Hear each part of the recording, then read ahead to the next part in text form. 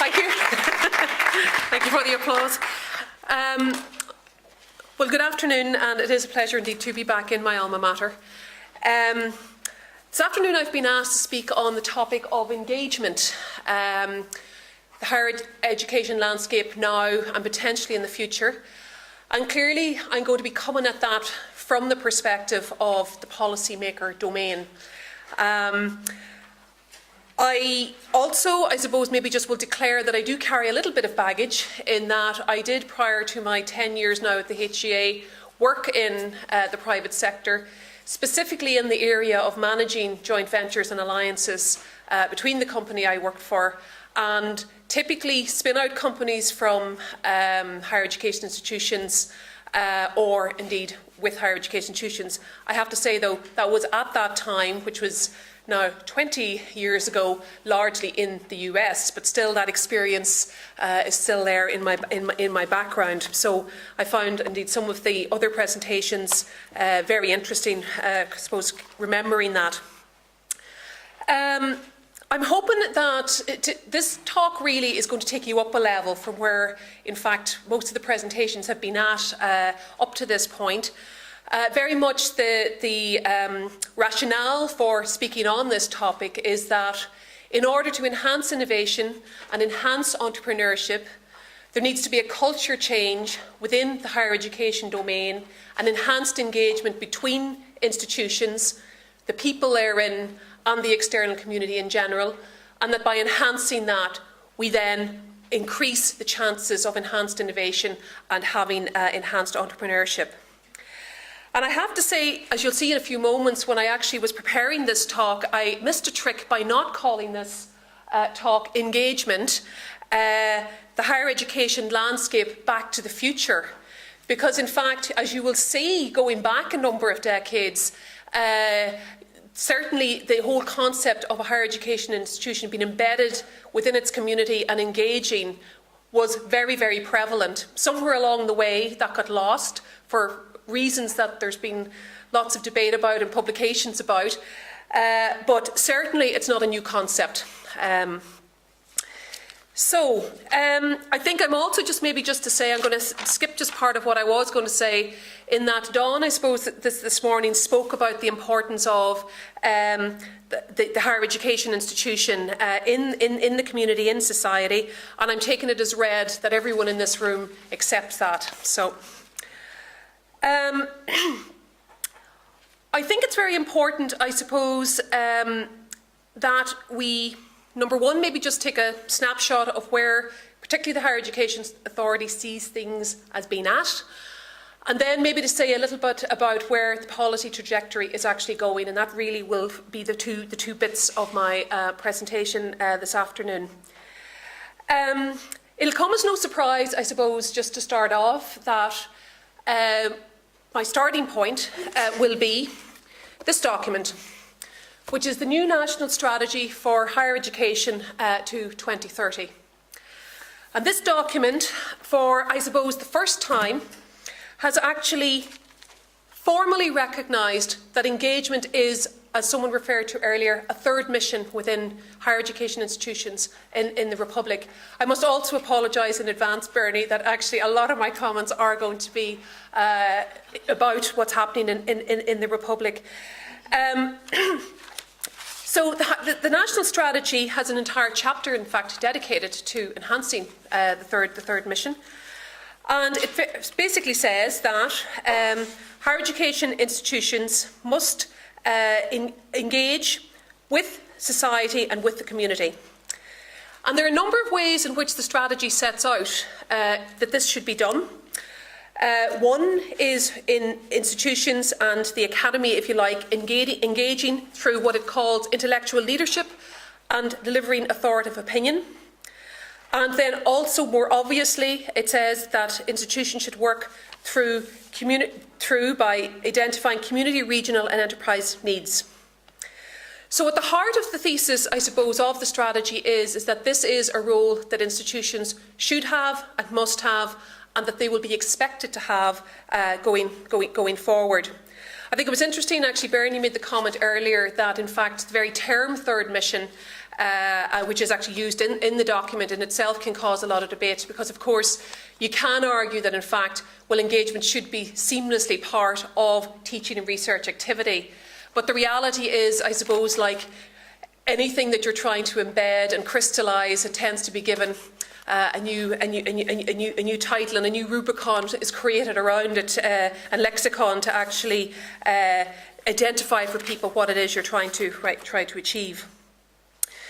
Institutions are being asked to engage in a broad breadth of engagement activity, business and industry obviously, but also with civic life and with the community, with public policy and practice, with the artistic, cultural and sporting life, and indeed with other education providers. The strategy expands by saying that the higher education institutions should be connected, and it goes through. There's basically, quite an extensive list of ways in which the strategy sets out that this might be achieved, whether it's through mobility of staff and students between institutions, organisations, through flexible provision, through the involvement of professionals in education delivery, through the accreditation of civic engagement activities, establishment of mechanisms of formal external engagement, etc., etc. So there's a very comprehensive menu in there of ways in which the strategy sets out institutions might consider engaging more formally with the community, society and industry as part of that. And of course it does acknowledge, it has to be said, that there actually has been activity. It also very much, I suppose, operates on the thesis and accepts the thesis that by the very nature of this engagement, not only do you benefit society, but in fact you benefit the student and the student experience in itself, which obviously from a higher education authority perspective is incredibly important. And it specifically mentions, I suppose, just relating back to some of the earlier presentations, the need to enhance entrepreneurship education, accredited community-based and service learning, and transferable skills training as things that the HEA and government would see an engaged campus as offering and actually doing.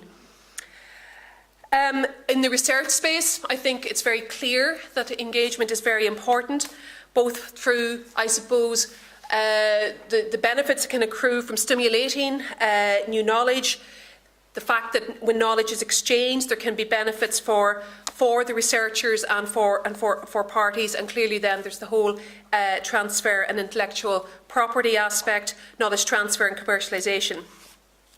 So this document, in essence, within that chapter, I've tried to give you a flavour of what is in it, very much, I suppose, sets for the first time formally within higher education policy, sets down that engagement is key and is there now formally as a mission that will therefore also be assessed when higher education institutions are being reviewed. Now, whilst the document talks a lot about methods to engage with industry, the community groups, etc., it's a little less expansive when it comes to the paragraph on the role of higher education institutions in engaging in what it calls intellectual leadership and delivering authoritative opinion. But I have to say that one doesn't need to go very far from this institution to look for further inspiration or guidance as to what actually is meant by that, because on a number of occasions very recently, President of Ireland Michael D. Higgins has spoken on this topic, and has actually called upon, I suppose, members of the Academy to actually engage in the rebuilding of Ireland through engaging in discourse and by rejecting what he calls the current dogma and perceived wisdom of our time. He's asked for people to challenge that and to actually, if you like, higher education institutions and academics to actually engage in a real and meaningful way with the discourse. He did make a comment actually last Friday. I don't know if anyone attended the event in the Royal Hospital in Kilmainham, where awards were given for people who have received funding through FP7, the FP7 programme. He did actually expand a little on that point last Friday by saying that he wished that other disciplines and academics beyond the economic domain and economics domain would engage, just to say that. So he is looking for a broader input and broader discourse. So the Back to the Future bit comes in that really, as I've said, if we go back in time, you can see that even if you go back as far as Newman, which is where everybody tends to go back to, although you could go back to even further to Plato or wherever, very much the concept is that higher education is something that exists for the benefit of society. And indeed, it's interesting that, in fact, this concept is actually enshrined in the Universities Act 1997, in that universities exist to promote the cultural and social life of society. And also in the Institutes of Technology Act in 2006, it calls for them to promote economic, culture and social development. So that's very much an accepted thesis. The fact, of course, that there is this increased emphasis on this now doesn't actually mean that there hasn't actually been anything happening. The difference really is that from a government policy point of view, that in addition to, at one point in time, you would have had this dichotomy where, in effect, the Department of Education and Skills would have seen it being very much focusing on the teaching and research piece, if you like, the academic activity within institutions, and perhaps the Department of Jobs and Enterprise very much focusing on knowledge transfer and, if you like, engagement into the commercial domain. There is now a joined upness in that, I suppose, this national strategy sets out that all of that is now valid activity. So there's a formalised approach there from a government point of view. A number of government reports, obviously, coming back to our theme for today, have actually called for increased innovation, activity, increased knowledge transfer, enhanced engagement. And I suppose it was referenced earlier, the Innovation Task Force in 2009 set out a roadmap for that and made certain recommendations about what higher education institutions should do.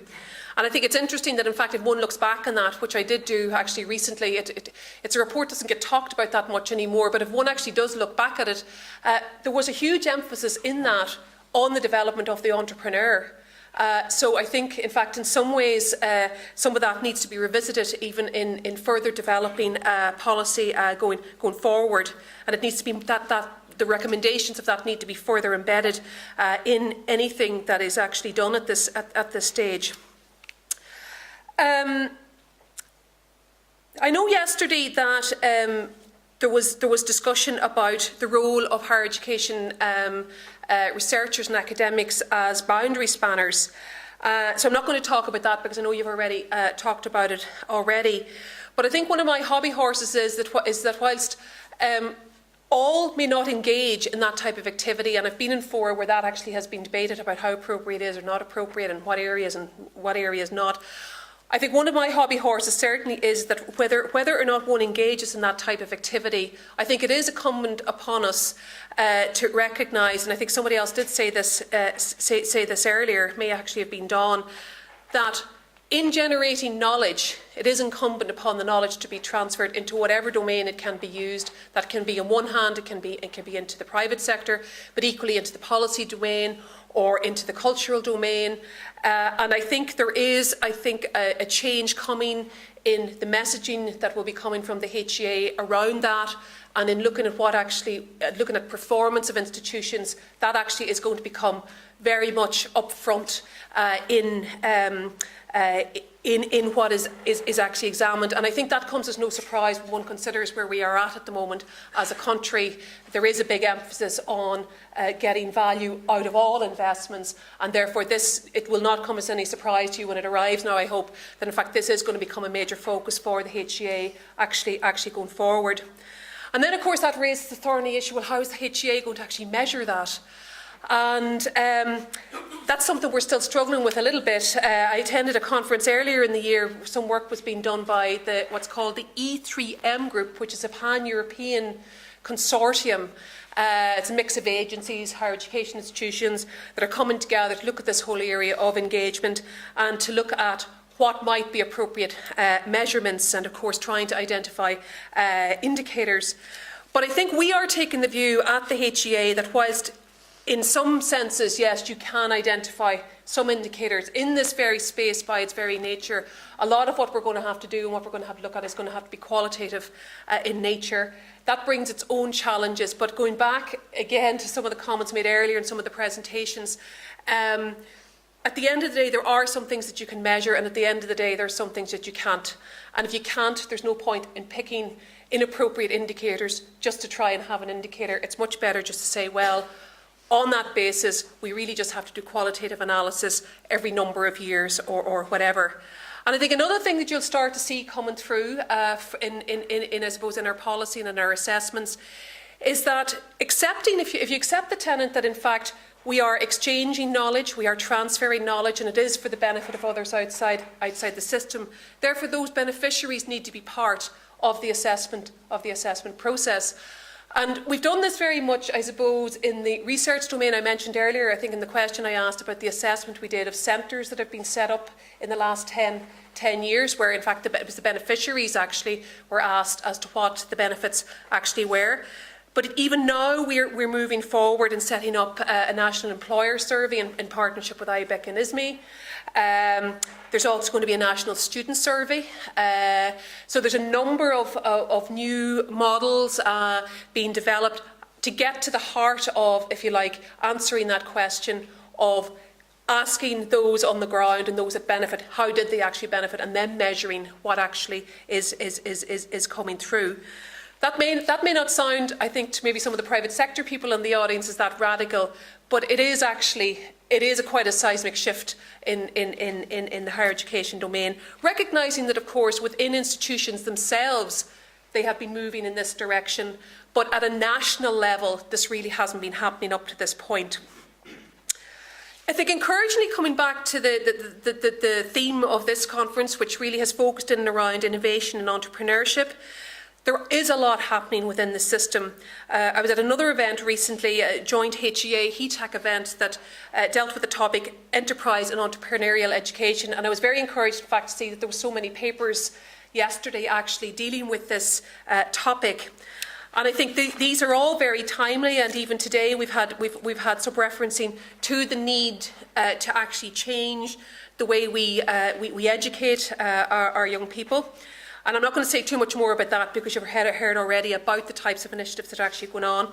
I must say, though, that one of the things that I found most encouraging was initiatives, if you like, that have come from the student body. And in fact, there was a reference earlier to the Explore initiative here in NUIG.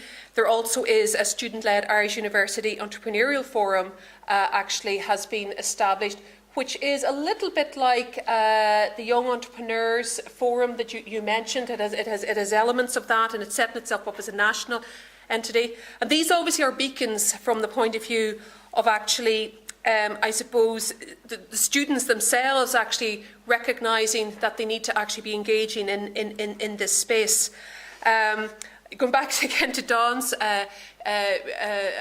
vignette about his daughter wanting to attend because awards were being given to musicians. I don't know if it's become as cool to be an entrepreneur versus a rock star just yet, but ultimately that's really where we have to get to. I mean, in some places in the US, actually being an entrepreneur is actually seen as being a very positive thing. So I think from the point of view of our culture, we need to move in that direction. And I suppose I'm somewhat just, as a slight aside, I mean, I just know with having a young son myself who avidly watches Dragon's Den and these types of programs, I think the young people are through social media and the more formalised media getting a lot of exposure to these types of concepts, and we can only hope that that actually will ultimately translate as they come up through the system. I had some data on, I suppose, indicators and where things are actually going, but in fact I heard you were presented even better data yesterday through some of the studies that Lawrence, whoever he is doing and various people are doing. So I think maybe just to say from the point of view of the formal statistics, when one looks at them, the number of collaborations that are happening between higher education institutions and companies and that kind of thing, the statistics are moving in the right direction, but obviously there's more to be done. I think it's also important to point out, and I think you had a couple of examples of this yesterday, that from a policy point of view, the national strategy very much does emphasis, not only of course in the teaching and research domains, but also now in the engagement domain, that there be a joined-upness in approach across the system. So we're very encouraged that there are a number of collaborative initiatives underway which kind of give us systemic coherence to actually how people are approaching the whole topic of engaging with stakeholders outside the higher education domain. And in fact, this is something I think where maybe Ireland has actually gone a little ahead maybe of other jurisdictions. If you think of it, just by the very fact of the nature of being small, to the PRTLI, the Strategic Innovation Fund, there's been a big emphasis on developing capacity, having collaboration, working together in the national interest. So this is something, again, it'll be no surprise, that will continue to be emphasised in any funding initiatives or anything that comes through from the HEA. James has mentioned the fact that obviously CISC exists here through funding that's come through the PRTLI, and of course it has other academic partners. It's also involved in the Irish Social Sciences Platform.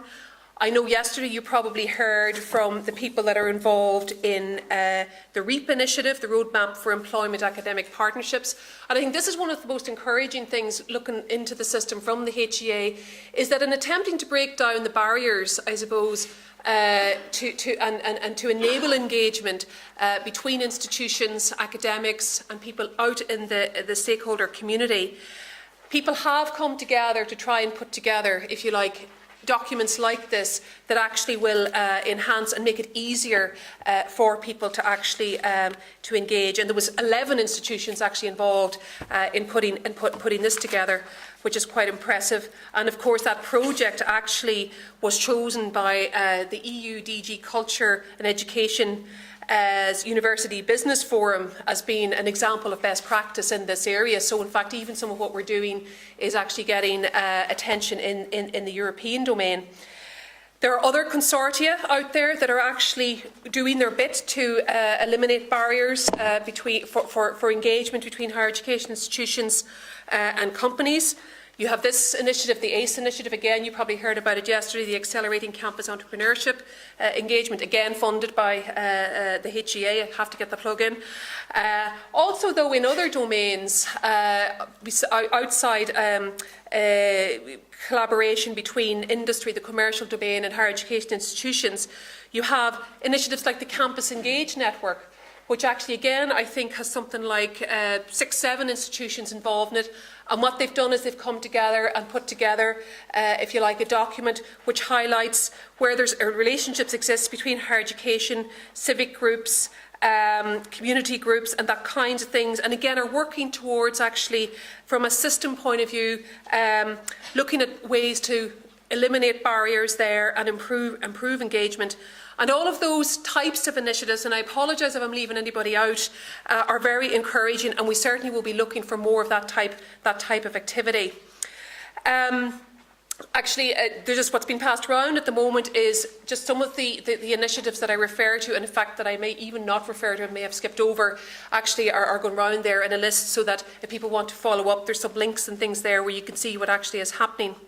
In the research space, I think people are very familiar with a lot of the initiatives and the interinstitutional collaborations and initiatives that are going on that encourage, again, engagement, but also that are kind of moving out the boundaries of education and trying to develop, in effect, I hope nobody sees this as being pejorative, but almost like a new breed of graduate coming through who have enhanced creativity and entrepreneurial skills.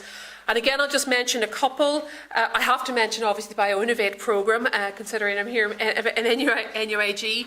It even got a very special mention in the recent publication, the report of the Research Prioritisation Group, as being an exemplar of good practice in this area. There are other initiatives through the UCD Trinity Innovation Alliance, and a number of these initiatives also are using, obviously, examples and good practice from the US, for example, some of the Stanford University modalities to actually enhance the education offerings here.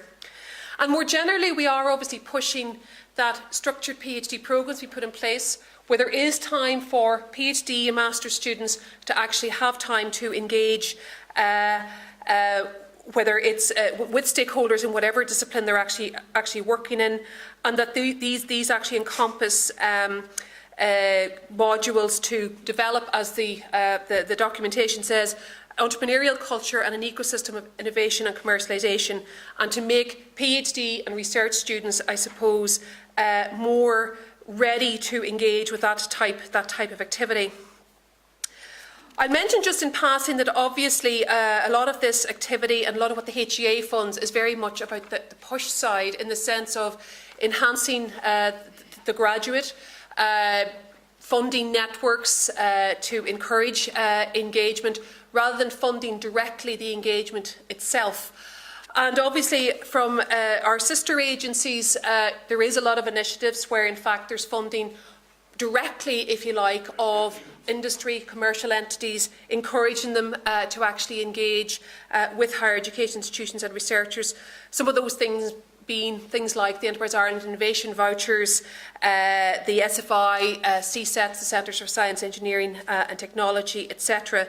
So in fact, at a policy level, there's almost a kind of a dual thing going on there, where you have, if you like, the HEA, the education side, focusing on, if you like, putting in place systems, networks, trying to change culture, and then on the enterprise side, actually really getting in then down more into the coalface, actually trying to encourage, through directed funding, actual engagement, particularly in the industry space. Somebody mentioned recently, or just I think earlier, I think in fact to keep up on one of the questions, the new national IP guidelines. I'm deliberately decided not to speak about them at length, but I think I just want to point them out, that from a policy perspective, again, go back to kind of where I'm coming from in this talk, they have been put out there now and have very much been driven, and a number of people in the room were actually engaged in putting them together, have very much been driven by a desire to minimise barriers for engagement at the end of the day, to actually encourage collaboration, encourage knowledge transfer, encourage exploitation, and thus encourage benefit accruing to whether it's an economic entity and then on into the benefit accruing on into society. I do want to say, though, that obviously I've mentioned a couple of times the research prioritisation group. But I just do want to actually say, in case anyone is concerned about it, that whilst all of that is good, the HEA very much does come from the standpoint that all research, regardless of what discipline it's in, is important, it's valid, and it's a contribution to society. And I think you will see moving forward the HEA having, if you like, increasing its role in actually ensuring that there's balance within the system. And that is at the same time recognising the need for, when it comes to economic development, having priorities. But I think we will be watching the space, if you like, to ensure that in fact that doesn't dominate to the extent that in fact you have unforeseen consequences undermining research that perhaps can contribute to environmental development, societal development, cultural development, etc. And in case anybody is worried actually about that, and this is the kind of the dichotomy and the balances we have to bring to bear with my new hat on, the Irish Research Council, of course, will actually still engage in enterprise partnership schemes, is about to launch a new employment-based Masters and PhD scheme. So for us and for the HEA, it's actually really about balance and actually helping the system evolve in a way that benefits all aspects of the economy and society. An easy job, I'm sure you'll acknowledge. I think that the role of the humanities and social sciences, again, was mentioned by Dawn earlier, and I think it is important maybe just for me to emphasise that those disciplines do have a significant contribution to make, not only in how they actually can assist, if you like, from the point of view of the economic innovation process, if you like, but also through driving social innovation and enabling individuals to engage and participate in civil society. And I think it's just like to point out, of course, that in fact earlier in the week, and I just was conscious of this actually, just remembered it last night, that the importance actually of business skills was highlighted this week by the full page ad that was taken out in the Irish Times, basically pleading with government and various ministers to actually invest more in developing skill sets in international sales. And I think this is actually a theme actually that we are conscious of that, if you like, lacuna in the system, that there are gaps like that do need to actually be addressed. And in fact, this was highlighted at the event I mentioned earlier on entrepreneurial education by Kieran Moynihan, the entrepreneur in residence down in CIT. So I think it is very much an issue that actually is coming to the surface, that yes, okay, there are enough spin-outs coming through. Yes, we could do with more, but those that are coming through aren't really developing and on their potential. So, from a policy perspective, then, I suppose to start to bring kind of a few things to a close, we do very much support disciplines, all disciplines, and see them as having a role in innovation and in entrepreneurial education. Very much work, I suppose, from the thesis that, as in fact stated by, again, and quoting President Higgins, when he actually spoke at the IntertradeIreland National Innovation Awards recently, he actually made a very good speech about the fact that creativity is at the heart of innovation, and much more eloquently expressed how, in fact, the interconnectedness between the disciplines across arts, humanities, social sciences actually dovetails with the sciences, engineering and technology. So that was, I think, an excellent speech. So we very much operate from that perspective. Moving forward, we would be of the view that we want to support and continue to support through our funding mechanisms insofar as we can, obviously, enhancement of engagement between institutions and whether it's community groups, companies, etc. There are a number of proposals in gestation about how that might actually be done in the current climate, because we're very aware that a lot of good work has been done through some of the initiatives that I've mentioned that are on the list that are being circulated, that those actually now cannot be lost. And at the end of the day, I think one of the things we will be paying attention to within, in assessing what's happening within the system, is how, in fact, institutions are actually dealing with this.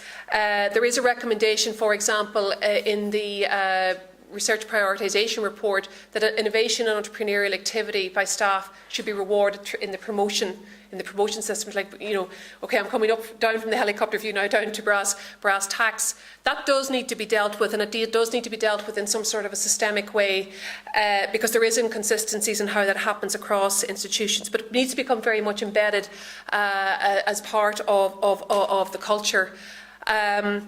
And again, I will just say that we recognise that not everyone will be involved in innovation activity, not everyone would be involved in entrepreneurial activity, but I think, going back to what I said earlier, we would expect, I think, that everyone would be involved in sharing knowledge and actually getting knowledge created within the system out there. There's no doubt that institutions are now, in fact, at the moment, even looking at their strategies, where they want to position themselves in the context of the national strategy, where they want to focus, and that includes with respect to engagement, what they want to actually do in that space. And there are actually, when one looks at profiles of institutions and where their activity actually happens, and we've done some work on that recently that was shared at an event in the Aviva Stadium, I think it was about 2 weeks ago. There is actually quite a bit of differences about where actually institutions position themselves when it comes to engagement, where their focus is and that kind of thing.